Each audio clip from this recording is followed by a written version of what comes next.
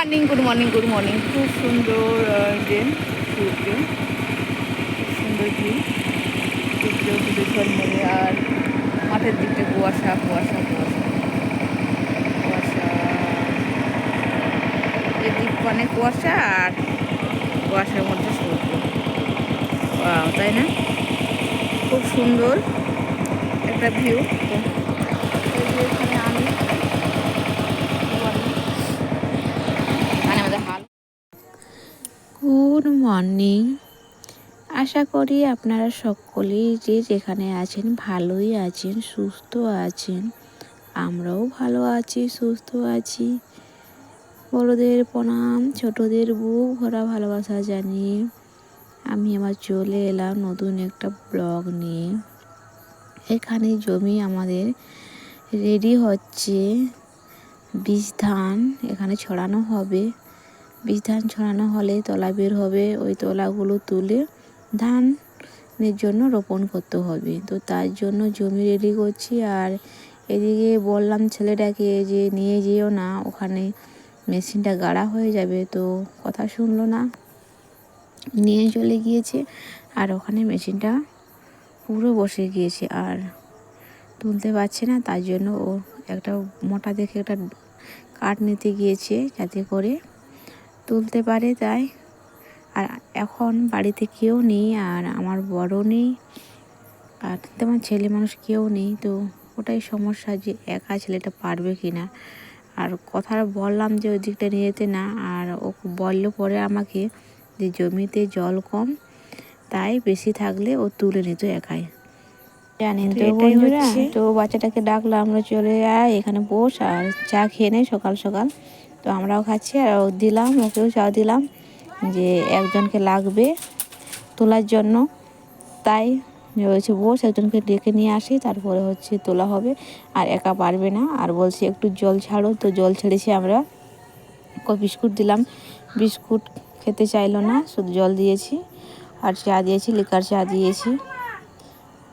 আর কতখানি কুয়াশা, আর একটু রোদটা খুব সুন্দর লেগেছে। আর আমরা ভোরে উঠেছি, ভোরে উঠে আমাদের রান্না হয়ে গিয়েছে। সেই নিয়ে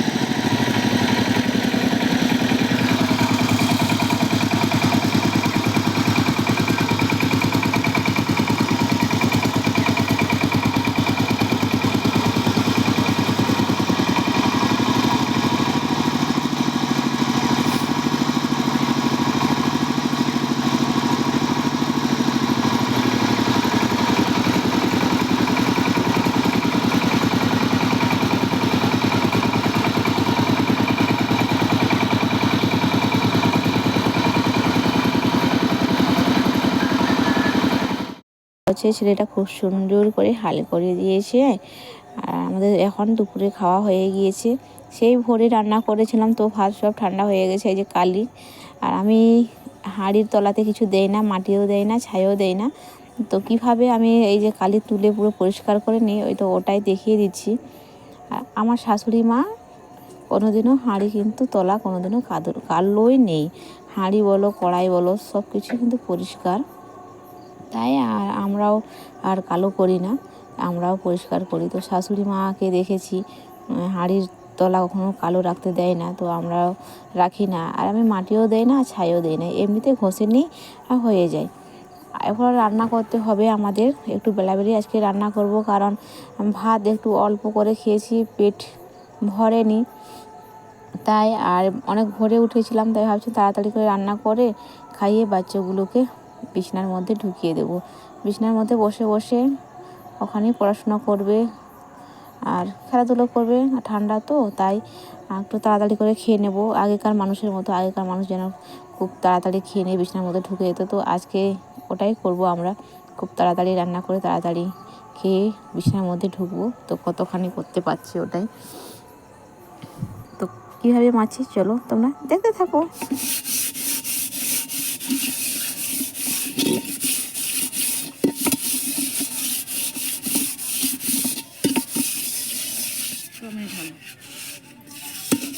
2 মিনিট 2 মিনিট 3 মিনিট হয়েছে।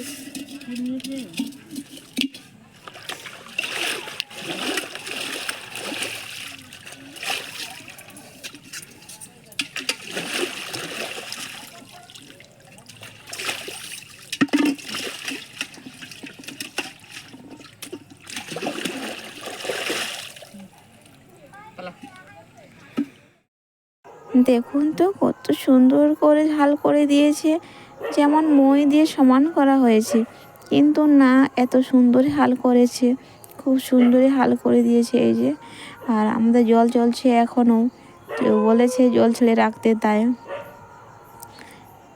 এখন 2-3 দিন পর ধান ছড়ানো হবে, বীজ ধান ছড়ানো হবে। আর এদিকে আমি চলে এসেছি, জিনিসগুলো সব তুলে নিচ্ছি, গরম গরম সব তুলে নিচ্ছি জিনিসগুলো, যাতে করে গরম থাকে, তো শুকিয়ে গিয়েছে, তাই রেখে কিছু লাভ নেই, তাই না? সব জিনিসগুলো সব তুলে নেব। আর এখানে চলে এলাম, মেয়ের ঝুঁটুন বেঁধে দিচ্ছি। মেয়ে বলছে মা ঝুঁটুন বেঁধে দাও, তো তারই ঝুঁটুন বেঁধে দিচ্ছি।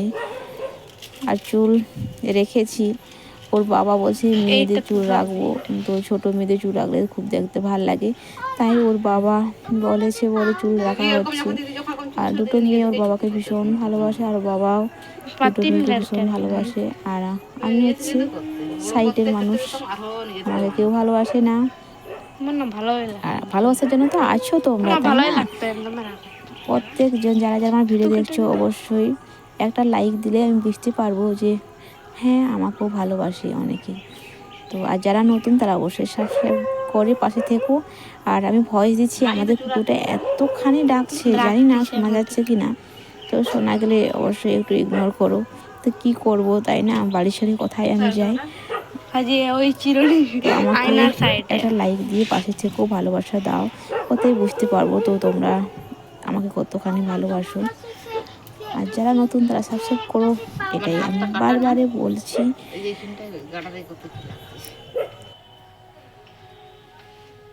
ওই আঙুলে কেন ও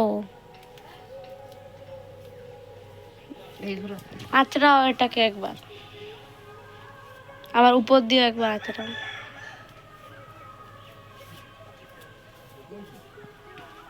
চুলগুলো আমার মতো এরকম এসে এরকম উঠে গেছে।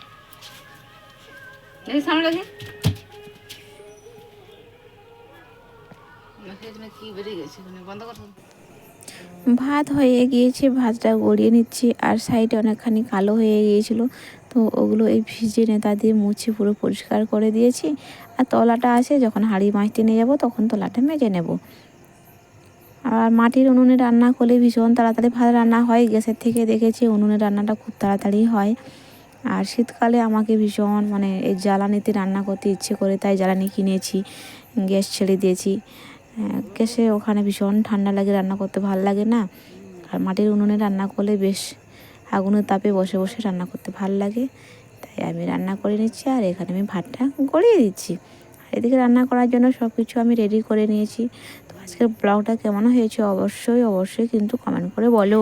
এদিকে সন্ধ্যা নেমে আসছে, তাড়াতাড়ি করে রান্না করে নিচ্ছি। এই যে ডমো করে আলু কেটেছি, পেঁয়াজ, এখানে মশলা বেটেছি, শিলে মশলা বেটেছি, ওখানে মাংস রেখেছি।